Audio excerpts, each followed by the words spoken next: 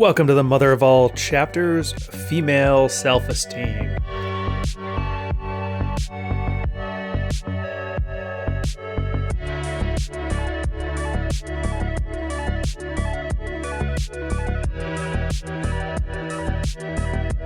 Welcome back, guys. Another episode of Practical Female Psychology. This one is Chapter 9, Episode 10, Female Self-Esteem.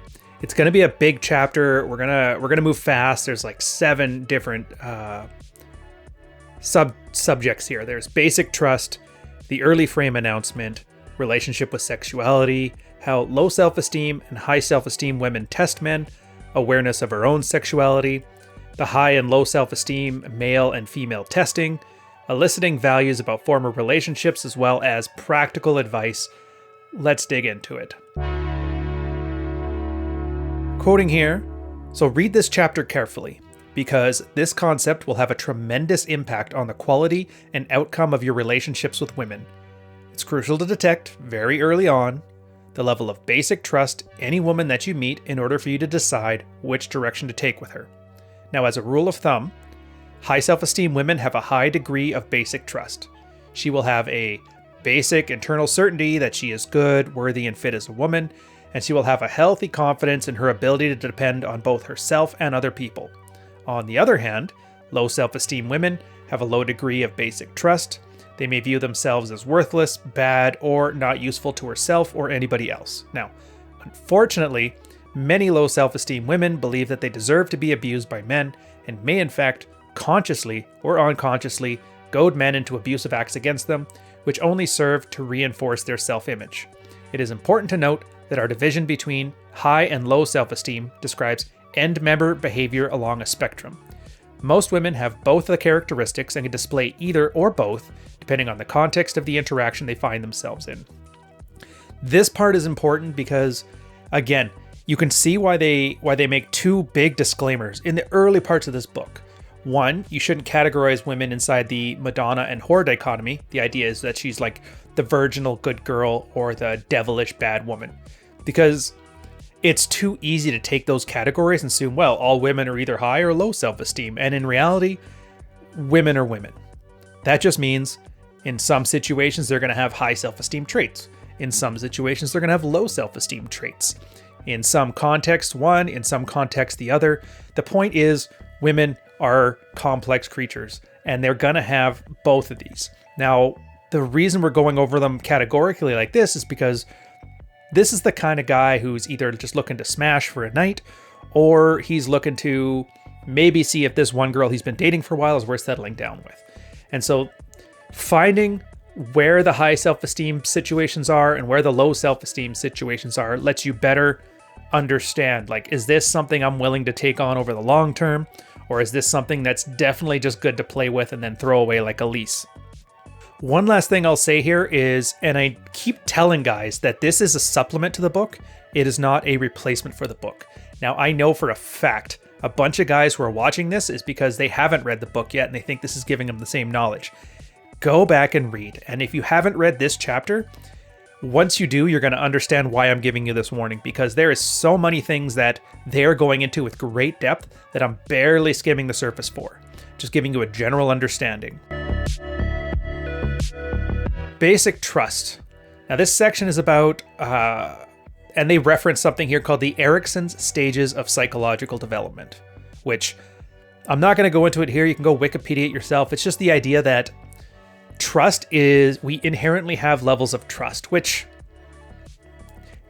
not technically true, because if you want to get into attachment styles, you're going to have avoidant attachment styles, and I think it's comfortable attachment. Don't quote me on the names there, but not everybody is born with an inherent level of trust, and it can be, fostered or devalued over time during the development stage. Just look into it, do your own research there. But I'll quote next on, "It is important to make wise choices with your time and energy. While some people may label you as callous and uncaring for refusing to get into relationships with LSE women, it is the course of wisdom to realize that many unpleasant features of such relationships will be rather permanent, in spite of your best efforts to help such a woman to show her understanding and compassion." For this one, It's weird. Like it's a common thing you're going to see throughout the book, and once you see it, you're not going to be able to unsee it. Where on one hand, you're told not to compartmentalize women in Madonna and whore, but at the same time, there's a lot of assertions that they make here that women are definitely put into one camp or the other. I don't think it's so important to reconcile that. It's more important to understand that it's not worth your time, if that makes sense. In this example, let's say you find a low sex drive, low self-esteem type of girl. Now, that may not be a permanent scenario. That could be the first 6 months after her bad breakup with you. She's going to have these traits, and then, you get a good man who's there, offers being the oak, very good leadership, that sort of thing, as well as very healthy form of sexuality. Sure, 6 months later, she could be perfectly happy, healthy, high self-esteem, high sex drive. The question for every guy needs to ask himself, though, is this my problem? And when I see these cases here where it's like, well, are women categorizable like this, or are they not? Is it like a bisection of high and low self-esteem, high and low sex drive? Again, these things are just snapshots. The point to take away from it is when you walk into this snapshot of a girl at this certain place of time in this certain stage of her life, ask yourself, is this the kind of burden I want to take on? Now, guys who are still blue-pilled or have an anger phase will obviously say, yes, I can fix her, the Captain Save-A-Ho dynamic, or yeah, she's perfect the way she is, and so now I just have to sit here and ride this carousel for the next 80 years. In reality, it's not the case. Just make sure you're going for what you want at that time, and just realize things are not going to get better unless there's a lot of work on your side. And to be fair, we only live so long. I don't got time to fix every woman on the planet, and I'm pretty sure you don't either. The early frame announcement. So as a rule, women will say and do something early on in the relationship by which she will unwittingly reveal the degree of her self-esteem and also what she expects from her relationships with men. Therefore, it is important that you pay close attention to what a woman does or says at the very beginning of a relationship. Never forget that detecting her level of self-esteem is crucial for you to know where to go and where not to go in your dealings with her. It's also very important to understand that well within the concept of frame when dealing with your women or any type of human relationship for that matter. Now, a frame is a psychological environment which defines interactions and contexts. And they'll bring up a couple examples near. The point in this, and I'm gonna repeat it often because it's kind of important here, is that you exude a non-judgmental atmosphere. Nothing makes a girl clam up more than the idea that she's being judged. That's how they act around other women. They know they're always being judged, and so they keep these things secret. As a guy, you have to show you're uncaring. This is why aloof is such an attractive quality, by the way. I don't care. Everybody does it. It's no big deal. Yes, you go, queen. And yeah, it's like, oh, you want to be the type of guy who chastises women for making poor life choices, which is great, except for they're just going to lie to you then because you've just signaled, I want to hear what I want to hear, and I don't care what's true. Now, I'm not saying not to pass judgment. I'm just saying do it quietly and act instead of yapping about it. Her relationship with sexuality. And such a lack of basic trust will have a tendency to escalate in a relationship. It may start with the frame of, I do not like compliments, and later on in the relationship, a woman will typically make statements like, I don't feel comfortable with you, I feel you may become violent, or I think you're a pig when you want sex, or you don't understand my depression, and so on. An important feature of low self-esteem women is to include the topic of sexuality very early in the relationship, while at the same time being disassociative in regards to it. In this case, it means there's not a strong, conscious connection between her mind and her body. For example, she may say something on the very first meeting, such as, I love strong men who can make me scream, but then completely blue ball you afterwards. Another important core feature is a deep-seated need to figuratively castrate men, psychologically. In fact, their basic low level of self-esteem makes them see the world from a position of envy. On the other hand, high self-esteem women view the world from a position of gratitude. So taking these both together, that just means you have to understand that a woman will always try and exert control over her environment. Between the high self-esteem and low self-esteem, they're going to do it different ways. If you want to just simple case here of manipulation. The low self-esteem kind of tools are anger and shame. Real man would do this. Yelling at you for this thing, hoping that you acquiesce. Those are low self-esteem tools. High self-esteem tools are more like frame shifting or ego. Oh, you're such a big, strong man. Why don't you just get that for me? And then, of course, a guy wants to be considered a big, strong man. It's kind of a theme you're going to see amongst high self-esteem women. They're always testing to see if you're treating them as the source of validation for your own existence. And it's a very unattractive trait, which seems weird until you understand it's a sort of test.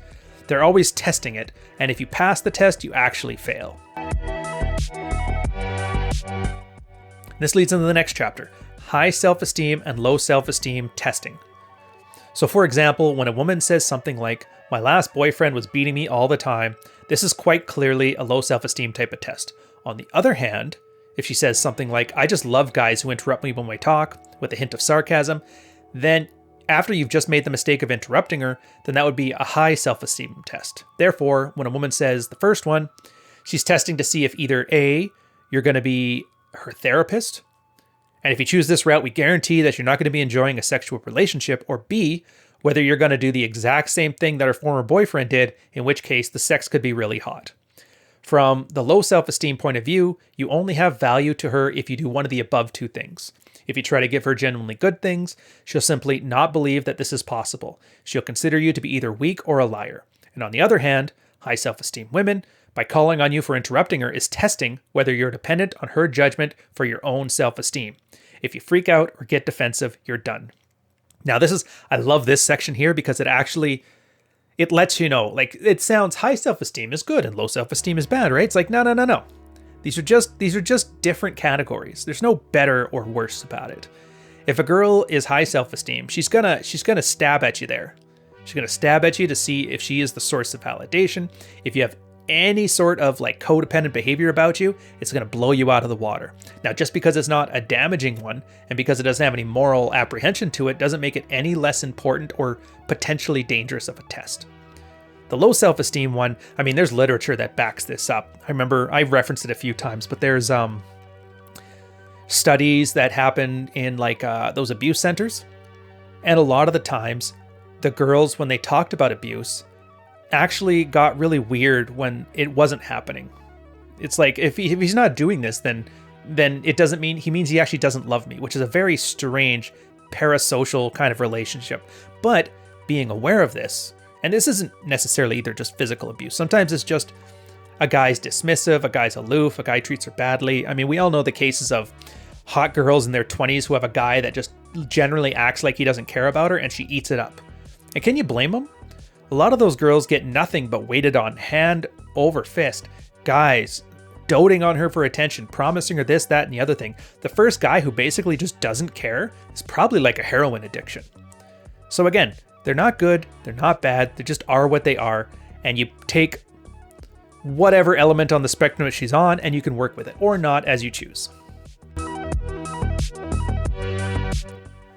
Awareness of her own sexuality. So the relationship of the low self-esteem woman of her body, it's poor, and for this reason she tends to be very disassociative. On the other hand, high self-esteem women are not so disassociative. It should be noted that disassociation is an element which is always present to one degree in all female sexuality. Again, there's always a repressive nature of female sexuality. I mean, part of it is what's something that RSD Tyler, I think, called back in the day the secret society. If you're in a non-judgmental frame, again, that kind of aloof guy, highly sexual, very open, yeah, you don't have to be hitting about this. But if you're in with a social group of other women who are very judgmental and create a social pecking order, you have to be a little more discretionary about opening the stuff. Same thing with the beta males that they kind of want to marry. They don't want to start talking about blowjobs and anal because they're not feeling it towards that guy. And by opening their mouth on it, it only sets them up for failure. For both sides. The guy becomes resentful, he's not getting what the other guy's got, and she's resentful because he won't pay the damn bills. Eliciting values about former relationships. And so, quoting here, once a woman is comfortable with you and convinced you're a free-minded person, she will start to open up about everything, what she likes, her sexuality, her former relationships, etc. Once you know what you want to know, you can then test her by becoming a little bit nastier and wilder in your free-mindedness. In other words, you become progressively more crude. If she's low self-esteem, she'll giggle and become even more attracted to you. This is because they're very chaotic and have a non-defined border of the ego, and they easily let strangers into their sphere of personal intimacy. On the other hand, high self-esteem women will do something to try and stop you because she will begin to feel uneasy. Caution, this does not mean that they are not free-minded. Instead, it usually means that her self-esteem reacts to your attack on her core values by defending the borders of her intimacy. The less a woman defends an attack against her personal intimate boundaries, the more low self-esteem she is. The more a woman defends against such attack, the more she's high self-esteem, with one important exception: low self-esteem, low sex drive women. There's a lot to unpack with this one. First off, this is kind of where negging comes from. This is a more advanced, refined understanding of negging, but that's the whole point of it. You're trying to ascertain, are you with somebody who's acting high or low self-esteem? Now, if it's a low self-esteem girl, a little bit of playful negging, some playful teasing, and they'll eat it right up. They'll absolutely love it. And then you escalate. Maybe you get a little bit cruder, maybe you get a little bit rougher. And as you do that, it builds up sexual tension, sexual investment. Bam, you're off to Smash Town. Great. High self-esteem women, they tend to get a little more defensive on it because they have their own little sets of boundaries, which is fine. That lets you know a little goes a long way. Small bit of teasing, you're done. You don't have to go completely hog wild. But, and this is the key part when they talk about being free-minded, and remember what I said before? You have to act in a non-judgmental way. So if you're teasing a girl about her sexuality, her clothing, any insecurities, or just observational stuff, she's twirling her thing around the drink, you're like, oh, that means you're usually attracted to a guy. You know, it's playful, it's whatever. But they start pushing back. Just don't be judgmental. Don't be judgmental about it. Even if you get called out on it, you don't you don't have judgment about it. You just note it and move on. And this is kind of the key to the whole dance of seduction. Calibration. You have to know how far you need to go, how far you don't need to go. And then as you kind of work out a nice boundary line between her sexuality and her comfort, you're going to find that you get much further along with all these kind of women, because when they say they want a guy who just gets it, the guy who's actually able to calibrate his interaction with a girl based on her comfort and desire, I mean, that's exactly what it is, spelled out in the most autistic language possible. They did mention the one example in here that was an exception. That's low self-esteem, low sex drive women. And they actually do the same thing that high self-esteem women do, where they kind of push back against the negging in this case with their boundaries, but it's not done out of comfort. It's not done because of a healthy boundary for positive sex life. It's done out of fear. So that's another thing too. So when you're getting these high self-esteem behaviors, don't be fooled by it. You got to pay attention to the subtext, because there could be some motivations there that can give you on a wildly different tangent. Charles Bukowski, Jordan Peterson, Neil Strauss. I like these guys.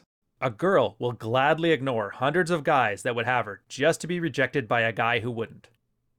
A guy will work hard to get something that he can't have because he's stubborn. Everyone wants what they can't have.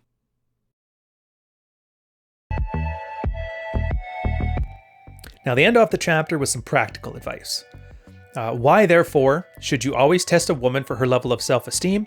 Because amongst all of the discernible traits of her personality, her self-esteem is one factor that will definitely influence the course of your interaction with her. That holds true whether the interaction will be short, long, or even resulting in a marriage. I'm going to end us off with a couple personal thoughts on this one here, and it's something for you to keep in mind as you're reading through the chapter. Again, they talk about the Madonna whore complex and how segmenting girls into two separate categories is probably a bad idea. At the same time, they're creating two distinct categories: high self-esteem, low self-esteem, high sex drive, low sex drive, materialista, adventurous, and good girl. May seem kind of weird at first. You're like, well, you're saying don't compartmentalize girls, but then you're compartmentalizing them, and that's not what they're saying. Again, this is why you have to be kind of past the anger phase and able to read subtext already. It's saying, at an individual snapshot interaction between you and a girl, you just met her at the bar, you just picked her up on Tinder, you just started dating after a couple dates, you're going to get a snapshot of her behavior. In some situations, she's going to have one trait or the other trait to various extent. Maybe she's going to act like 90% high self-esteem with that little 10% of low self-esteem because of some previous treatment from a boyfriend. The ability to take these 12 separate categories of women and to understand where along that spectrum she flies, and then to cater and tailor your interactions with her based on that, is really what's involved when they say a man gets it. A man has strong frame. He doesn't buckle when she tests him to see if she's a source of validation. A man has good leadership, so he's willing to drive the thing. He's also aloof. He has no concern on whether he offends her, although he is socially aware enough to know that he's not trying to. Again, all these things, you kind of put them together and you end up with game. And that's why it's so hard when you see guys on YouTube or Twitter or Reddit trying to articulate this stuff, because the guy basically spent 10,000 words here just trying to articulate it, and I seriously do not do it justice. So if you don't have this book, Practical Female Psychology for the Practical Man, I suggest you go buy it. Go back to the start and read through these videos as you're reading through the chapters, because it's going to save you a lot of headache down the line. But on that note, hope you guys enjoyed. Next episode is out next week, and I will catch you later. Cheers.